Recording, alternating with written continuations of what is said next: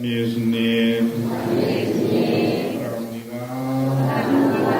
안녕하세요.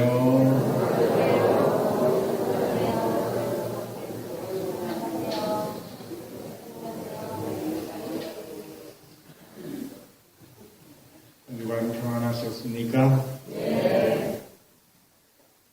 연일 비가 내려서 단풍이 들 것 같지 않던 날씨였는데 지난 주간에 햇살이 따뜻하게 비치니까 어느새 온 산이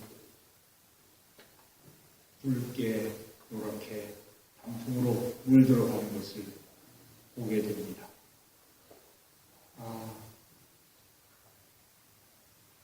그 빛이 얼마나 위대한지, 얼마나 모든 것을 아름답게 바꾸어 놓을 수 있는지, 그것을 새삼스럽게 체험할 수 있는 시간이 아닌가 싶습니다. 우리의 삶을 바꾸어 놓을 수 있는 것 무엇일까요? 뭔가 우리 삶에 사랑이 찾아오면 우리의 삶이 또한 그렇게 단풍 들지 않을까, 그런 생각을 해보면서 오늘 복음 말씀을 묵상해 보았으면 좋겠습니다. 하나님께서 사람이 되셔서 우리 가운데 오셔서 우리와 함께 사시고 또 당신 생명을 내어놓으신 이유가 뭡니까?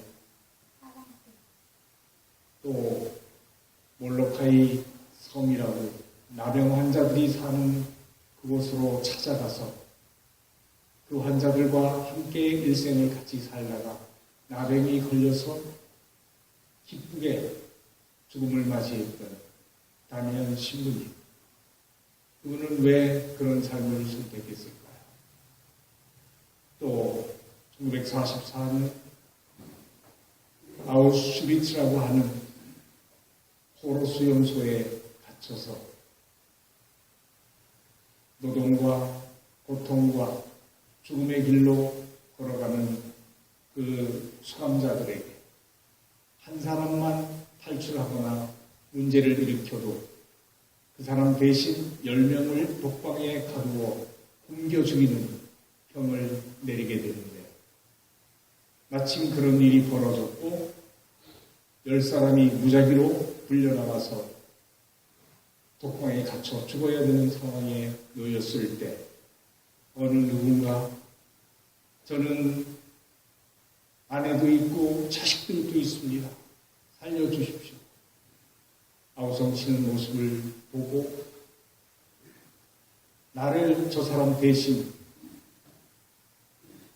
아사형 독방에 넣어주십시오, 그렇게 나서서 그 사람 대신 굶어 죽는 형을 받았던 막시밀리안 꼴베 신부는 왜 그런 삶을 선택했을까요?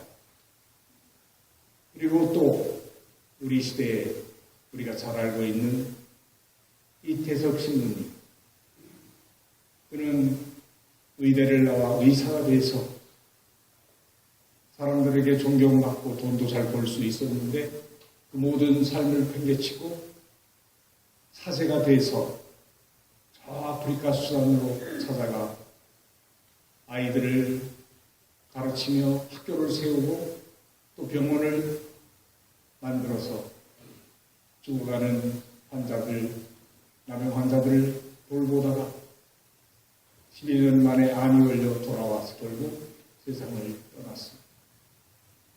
그는 왜 그런 삶을 선택했을까요?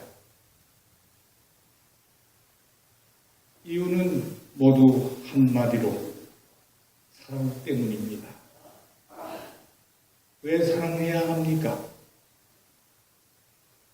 하느님을 믿고 섬기려면 지켜야 하는 규칙이 있습니다. 그것을 우리는 계명 또는 율법이라고 얘기합니다. 그 규칙들 중에서 어떤 것이 가장 중요한 계명일까요? 우리도 궁금한 것을 율법학자 한 사람이 용기를 내어 예수님께 질문했습니다. 그러자 예수님이 대답해 주셨죠. 하나님을 사랑하는 것이 첫 번째고 그 다음 이웃을 내 몸같이 자신처럼 사랑하는 것이다. 613조목이나 되는 많은 계명과 규정 중에서 덜 중요한 것을 다 걸러내고 그래도 남는 알맹이가 있다면 그것은 바로 사랑이라는 것입니다. 그런데 그 사랑은 동전과 같이 앞뒷면이 있어요. 한 면에는 하느님을 사랑해야 된다는 그림이 새겨져 있고 뒷면에는 사람을 내 몸처럼 사랑해야 된다는 그림이 새겨져 있습니다.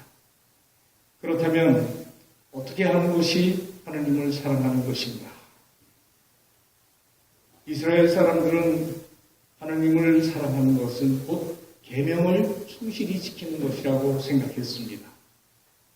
율법을 충실하게 지키면 하나님을 사랑하는 것이라고 생각한 것이죠. 그러니 율법 준수가 그대로 하느님 사랑의 척도가 되었다고 봅니다. 그래서 이스라엘 사람들이 그토록 율법에 집착했던 것이라고 봅니다. 하지만 예수님께서 율법 준수는 하느님 사랑의 부분적 표현이지 전부가 아니라는 것을 지적해 주십니다. 오히려 이웃을 사랑하는 것이 하느님 사랑의 척도가 될 수 있다는 것을 가르쳐 주십니다. 다시 말해서 율법 준수를 통해 하느님을 사랑하는 것보다 이웃 사랑을 통해서 하느님을 사랑하는 것이 더 율법의 본질에 가깝다는 것을 이야기해 줍니다. 그래서 안식일에 예수님께서 병을 고쳐주시는 이야기들을 통해서 율법학자와 바리사이들하고 많은 시비가 벌어지게 되고 그들을 가르치게 되는 이유가 바로 거기에 있다고 봅니다. 따라서 마음과 목숨, 생각과 힘을 다해 하느님을 사랑하라는 말씀은 꼭 그와 같이 이웃을 사랑하라는 말씀입니다. 그렇다면 누가 내 이웃인가? 사람마다 다를 수 있겠지만 배우자일 수 있고 부모님일 수도 있고 형제나 친구들일 수도 있고 이웃일 수도 있습니다. 그리고 무엇보다도 내가 살면서 마주치게 되는 내 도움이 필요한 사람. 예수님께서 비유로 들었듯이 누가 내 이웃입니까? 하고 물었을 때 바로 강도 맞고 길에 쓰러져 있는 사람을 보살펴준 사마리아 사람이 바로 그의 이웃이었다. 너도 가서 그렇게 하라. 그러니까 나를 필요로 하는 사람이 누군가 있다면 그가 바로 나의 이웃이라는 이야기입니다. 그러니 그와 함께 살아가고 그를 사랑하라는 것. 이것이 주님께서 우리에게 주신 가장 중요한 계명 중에 하나입니다. 사랑은 누가 하는 거죠? 이팔 청춘 때 한참 불타오를 때 하는 것이 사랑입니까? 그때만 하는 것입니까? 그러면 나이가 드신 여러분은 사랑이 필요 없습니까? 아니죠. 늙고 병들고 외로워질수록 뭐가 필요해요? 사랑이 필요해요.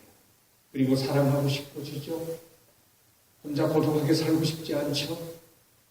그리고 또 잘생기고 힘이 있고 돈이 있고 높은 자리에 있고 뭔가 할 수 있을 때만 사랑합니까? 아무것도 없어도 맨손 쥐인 것 하나 없어도 사람 누구에게나 사랑의 마음은 뜨겁게 타오르고 있습니다. 그렇기 때문에 이 세상에 태어나 사는 인간 중에 사랑이 필요 없는 사람은 아무도 없다고 할 수 있습니다. 그렇기 때문에 사랑은 곧 사람이 되는 길입니다. 그리고 사람다워지기 위해서는 우리는 사랑으로 자신의 삶을 완성시켜야 된다는 것입니다. 그런 사랑이 쉽습니까? 마음 먹고 결심한다 해도 쉽게 할 수 있는 일은 결코 아닙니다. 어쩌면 평생을 노력해도 될까 말까 한 일입니다. 그렇더라도 삶의 방향을 그렇게 설정하라는 것이 복음의 가르침이라고 볼 수 있습니다. 그래야 하느님을 사랑하는 일이 시작되기 때문입니다. 사도 요한은 보이는 이웃을 사랑하지 않는 사람이 보이지 않는 하느님을 사랑할 수 없다고 하셨습니다. 그러므로 이웃이 싫어지더라도 하나님 때문에 사랑해야 하고 이웃이 나를 싫어하더라도 하나님 때문에 이해하려고 노력해야 합니다. 인간적으로는 어려운 일이지만 그렇게 해야 합니다. 그래야 이웃사랑을 통해 하나님 사랑이 어떤 것인지 깨닫게 됩니다. 우리는 평생을 통해서 배우고 실천해야 될 신조가 있습니다. 제자들이 공자님에게 물었을 때 공자님은 그것을 한마디로 뭐라고 그랬어요? 용서할 서자라고 표현했습니다. 그 서자는 어떻게 되어 있죠? 위에 같을 여자가 있고 밑에 마음 실자가 붙어 있죠? 그래서 마음을 같이 하는 것이 곧 용서하는 것이라고 표현한 것이죠. 마음을 같이 하는 것이 평생 동안 노력해야 될 일이다. 이것이 우리 사랑의 표현이 아니겠습니까? 마음과 목숨을 다하고 생각과 힘을 다해 하느님을 사랑해야 한다는 것은 모든 것 위에 하느님을 첫 자리에 모시라는 말씀입니다. 하느님을 두려워하고 자신을 부끄러워할 줄 아는 마음을 되찾아야 한다는 뜻이기도 합니다. 하느님은 모든 것의 근본이십니다. 그래서 하느님을 사랑하는 것은 자신의 기원, 곧 자신의 뿌리가 하느님이시라는 사실을 잊지 말라는 당부라고 할 수 있습니다. 지금까지 살면서 첫 번째 자리에 둔 것이 무엇이었든 이제는 그것을 두 번째 자리로 물리고 첫 자리에는 하나님을 꼭 모셔야 된다는 말씀입니다. 이것이 마음과 목숨과 생각과 힘을 다해 하나님을 사랑하는 행위의 시작입니다. 그러니 제일 소중한 것으로 여기고 있는 일들을 이제는 주님 다음으로 여겨야 합니다. 주님께서 허락하셔야 소중한 것이 있을 수 있고 되고 또 주님께서 주셔야 내 것으로 남아있을 수 있기 때문입니다. 주님 없이 아무것도 내 것이라 있을 수 없고 가질 수도 없기 때문입니다. 또 지금 내게 가장 소중한 사람도 이제는 주님 다음으로 생각해야 합니다. 만남과 인연도 역시 주님께서 허락하셨기 때문에 가능한 것입니다. 그분이 맡겨주신 일과 사람들에게 최선을 다하는 것이 주님 사랑의 길이라는 사실을 절대로 잊지 말아야 합니다. 이웃을 사랑하라는 것은 우리 혼자서는 아무것도 할 수 없는 존재임을 깨달으라는 말씀입니다. 이웃이 없이 나도 없습니다. 따라서 사람답게 살고자 한다면 이웃을 살려야 합니다. 제가 베로나 성지에 들어가서 다음 해 살레시오의 집을 시작하게 된 그 우천평 프란치스코 살레시오 형제가 찾아오게 됩니다. 그 양반이 두 다리도 없이 장애인 7명을 데리고 그곳에 와서 거기 와서 같이 살고 싶다고. 그래서 이제 농가집을 얻어 시작하게 됐는데 그리고는 이제 식구가 많아지니까 그 시설을 좀 더 잘 지어서 교구에서 운영해 주길 바라서 저한테 교구에다 맡긴 거예요. 그래서 이제 제가 그 살레시오의 집, 현재 있는 그 집을 시설을 짓고, 그 다음에 이제 한 10여 년 동안 운영을 하게 됐었는데, 그 시설을 운영하면서 소식지에다가 제목을 살리시오라고 했습니다. 원래 살레시오의 집이니까, 살레시오란 말은 신자들은 알지만 다른 비신자들은 모르니까, 일반 사람들이, 이 시설이 뭐 하는 곳인지 알 수 있도록 하기 위해서 살리시오라고 했어요. 그 이야기는 뭐예요? 병들고 가난하고 아프고 힘들고 어렵고 가난하고 죽어가는 사람들을 살리는 것이 곧 이 시설이 하는 일이다. 그런 사람들 누구도 가족들로부터도 외면당하고 어쩌면 떠나서 갈 곳이 없는 그들을 이곳에서 보살펴주고 있는데 이 사람을 살리는 이 시설 여러분도 함께 해달라고 그러면서 살리시오라고 하는 소식지를 발간을 했던 적이 있습니다. 바로 그것이죠. 병들고 아프고 힘없고 가난한 사람, 억압받고 소외당한 사람을 살리지 못하면 결국 우리 사회도 건강하게 사는 사회가 될 수 없다는 이야기입니다. 왜? 우리 모두는 그리스도를 머리로 하고 한 몸이기 때문입니다. 한 몸은 가장 아픈 것부터 우선적으로 보살필 줄 압니다. 그러한 사랑을 실천해야 된다는 의미입니다. 하나님은 나를 통해 이웃을 돌보시기를 원하시면서 이웃이 나를 통해 하나님을 만나보기를 바라십니다. 사람은 절대 혼자서는 행복할 수 없습니다. 우리가 이해와 수용의 자세로 사랑의 길을 걸어간다면 주님께서도 같은 모습으로 우리에게 오실 것입니다. 우리에게 잘못한 일을 우리가 용서하듯이 우리 죄를 용서해 주신다고 가르쳐 주셨습니다. 따라서 이젠 하나님을 사랑하는 것이 절대로 막연한 것이 아닙니다. 사람을 사랑하는 것이 하나님을 사랑하는 것이라는 복음 말씀은 우리에게 너무나 큰 위로가 되는 말씀이 아닐 수 없습니다. 오늘 10월이 끝나는 날입니다. 10월이 끝나는 날 노래가 생각나죠? 잊혀진 계절, 이용의 잊혀진 계절. 많이들 부르겠죠, 오늘은? 노래를 불러야만 되는 것보다도 유난히 햇살이 밝게 비치고 단풍도 아름답게 물들어가는 시간은 모든 곡식들이 추수되고 나무들은 아름답게 단풍 드는 한 해의 마지막을 준비하는 시간. 우리에게도 올해가 이제 11월, 12월 2달밖에 남지 않았습니다. 알다시피 11월은 죽은 이들을 위해 기도하는 위영성월입니다.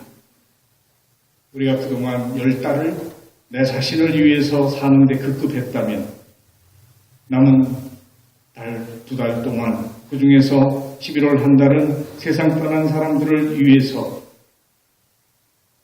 기도하는 그런 사랑의 선물이 되도록 살아보면 어떨까. 그리고 12월 달은 마지막 달인데 성탄도 있고 해서 많은 자선을 행하죠. 그래서 좀 더 이웃에게 관심을 갖고 사랑을 베풀 수 있는 그런 달로 마무리한다면 우리 삶도 시퍼렇던 나뭇잎이 곱게 물들어가는 단풍처럼 아름다워지지 않을까 생각합니다. 그런 마음이 우리 같은 단풍 드는 사랑의 아름다움이 아닐까 생각합니다. 그렇게 마음 먹는 순간 마음이 따뜻해지지 않습니까? 내가 누군가를 위해서 필요한 사람이 되어 있다는 사실, 그것만으로도 얼마나 감사하고 행복합니까? 우리 그런 마음으로 기도하며 정성을 다해서 미사를 봉헌하도록 합시다. 잠깐 묵상하시겠습니다.